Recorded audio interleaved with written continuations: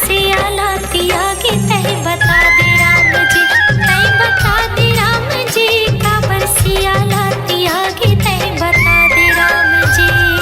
हरि हरि नाना मोर नाना सुवना तय बता दे राम जी।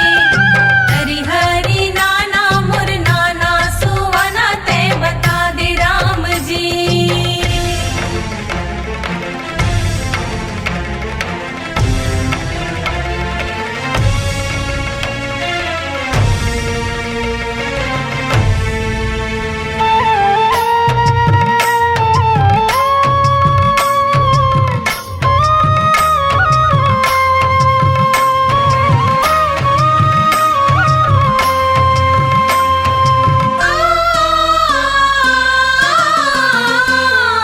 राज सुखला छोड़ सिया तोर संग निकलेंगे वन में, पति बरता धर्म लाने भाई, पति बरता धर्म लाने भाई।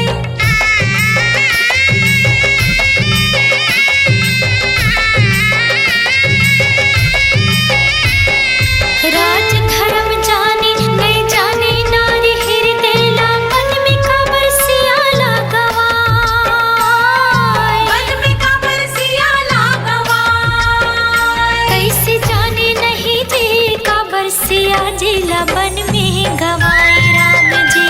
तय बता दे राम जी, काबर सियाला तिया के तय बता दे राम जी।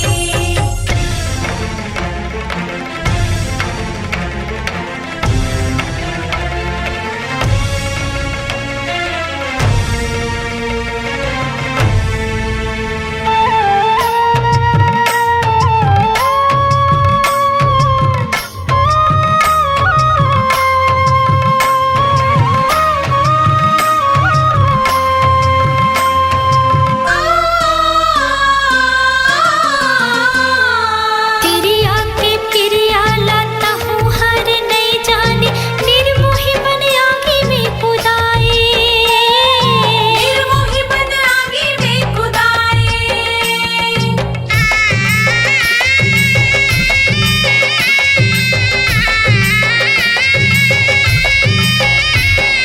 पर के भड़काने में करे जबर अलहन का, कातोला थुर को नहीं बिया पे, कातोला थुर को नहीं बिया पे।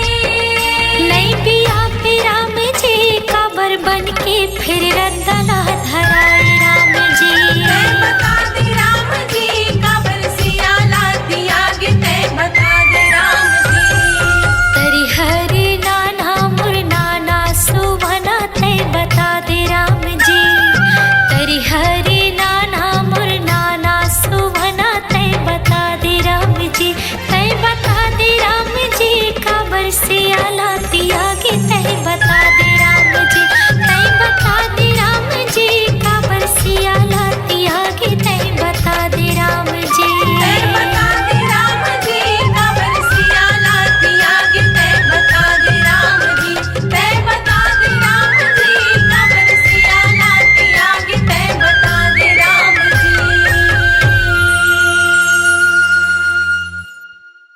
अपनी आवाज को दीजिए एक नया मुकाम, डिजिटल रिकॉर्डिंग की दुनिया का जाना पहचाना नाम स्वरांजलि, जहां गूंजती हैं ध्वनियां अपनी माटी की सौंधी सुगंध के साथ, छत्तीसगढ़ी संगीत के विविध रंग जो पहुंचाते हैं पूरे प्रदेश में डिजिटल रिकॉर्डिंग के संग।